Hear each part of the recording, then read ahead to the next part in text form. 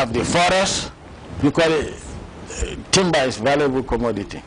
But because they come and tell us, give us the impression that they are doing us a favor to coming to exploit our resources, they are doing us a favor, and then the president sits there and then tell you, don't worry, we give you this amount and we put it there. They do not even negotiate with you. They tell you that this is how much we will give you. And then, yes. And your children can come for visa. We give you visa, free entry to, I won't name the country, and say, oh yes, this is a ticket to heaven. You forget that you are representing the people. So where does African solutions lie in terms of making sure that our natural resources remain? With regards to natural resources, the solution lies in African leadership. There are some leaders that are serving them. We know them. They can sell their country, and a lot of them have done so. Those are the type of leaders you will never hear being criticized by the Western media. These are their people, boys and girls. Oh, they say African leaders, democracy. Democracy. Is it a 21st century invention? No. What happened to Africans while the Greeks were practicing democracy? Remember, it originated from Greece. And why are Africans not being even compensated by by an apology for the colonialism and slave trade? Now, you come from where, Zambia? I come from Zambia, yes. The copper-rich country. When I was in Form 5, in fact, throughout our geography lessons, I talk about minerals, like copper in Zambia, and so it was being taught by Uganda, Mr. Bisasi. Sierra Leone, Mr. Kamara. And this time we say, when we don't want to call his name, copper in Zambia. So we know of Ndola and others. Since we were going to school, and copper is one of the most expensive metals today. I don't want to go further than that. But since the time I was going to high school, up to today, producing copper is the largest producer of copper in Africa. And you talked about the royalties being 3 to 5%. Now I wonder. Now I know why, because I was wondering with that amount of money, the company that is mining copper in Zambia has assets in billions of dollars. And the country that owns the copper doesn't have 10 billion in its reserves. So that tells a story.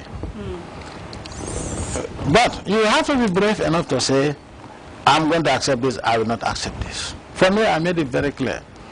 They told me, I told you they cited other countries that accepted 3% or less. And I said, that is not the Gambia. So my only crime with the West is standing up to them to say, I'm going to defend Africa. They can call me any name they want. They can pay Gambians or other people to criticize me. I don't give a damn. What I care about is the welfare of my people, the dignity of my people, and whatever is in this country was given to us by God. Unfortunately, the British sold the greater part of my country from an elephant. They turned into a snake.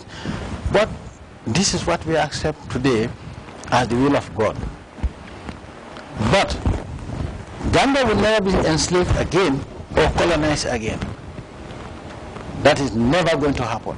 And I wish that my colleagues in Africa would also stand up and ensure that their countries are not enslaved or colonized.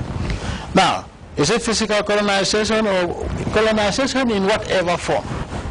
Be it in the exploitation of your mineral resources or whatever. Because then they come to you, what I find insulting, that is why most of the time, in fact, I don't talk to them. I refer them to the officials that are responsible. They come to you as if they are doing a favor for you to exploit your resources. So they give you the impression that, oh yeah, this is the only chance I have this is God coming to me, so I should grab it.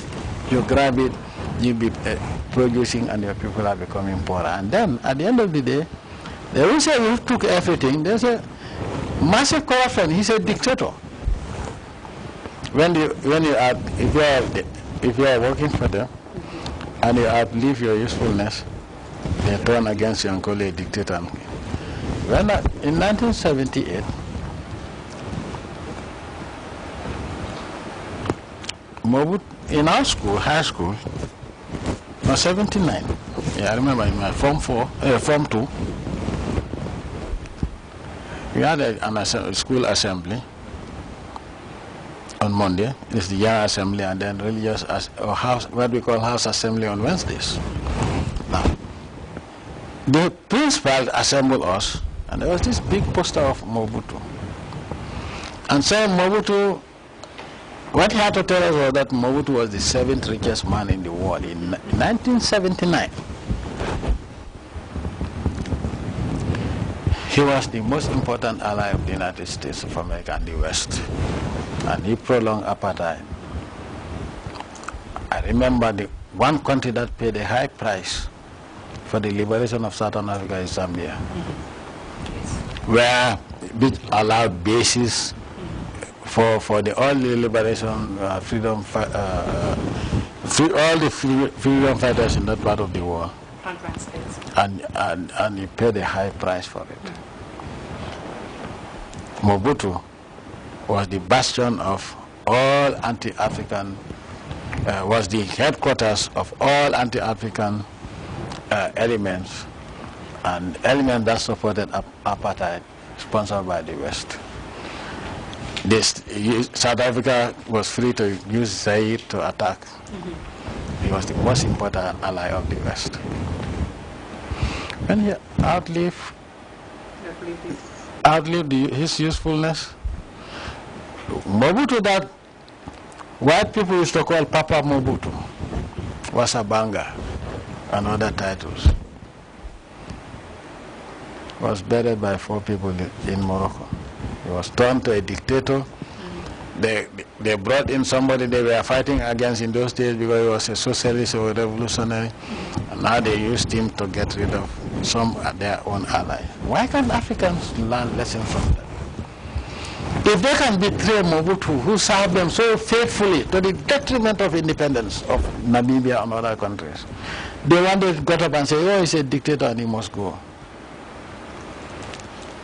But just recently they did it to somebody also, who used to be a good friend of mine. Are you referring to Libya? No, far from Libya.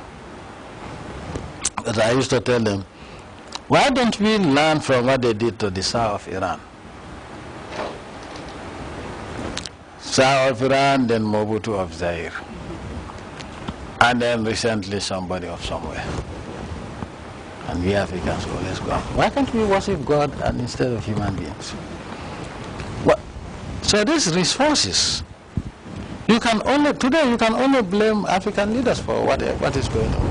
How is it possible that Qatar, that started 98, Qatar was just almost like the Gambia. Today Qatar is, I used to tell the Emir of Qatar that I'll compete him because we are small countries. But I didn't know that there are such massive gas, and they are exploiting, we are not exploiting. But the good thing is that by the time we start, they would have exhausted their ideas, and then we will emerge as a new base. So, but my dear, the problem is these resources, we the African leaders deprive our people from benefiting from them. This is the problem. Because if they come and give you 5% and tell you how much the president is going to get annually, and you start saying, oh yeah, you'll be a wealthy person. Yes. It doesn't belong to the president, it belongs to the people of the Gambia. So I will not accept 10% on behalf of the Gambian people. What am I going to tell them? 10%, they take 90%. Because today, in the case of the oil, we know the cost per barrel. So now if you tell me that there are, let's say 1 billion barrels, the list, 1 billion barrels of oil, 1 billion barrels multiplied by $100 per barrel, you have $100 billion. And what you use to drill the well and whatever, all the capital expenditure is less than 2 billion. So why do you expect me to accept 10% or 5% when if it is 2 billion, you need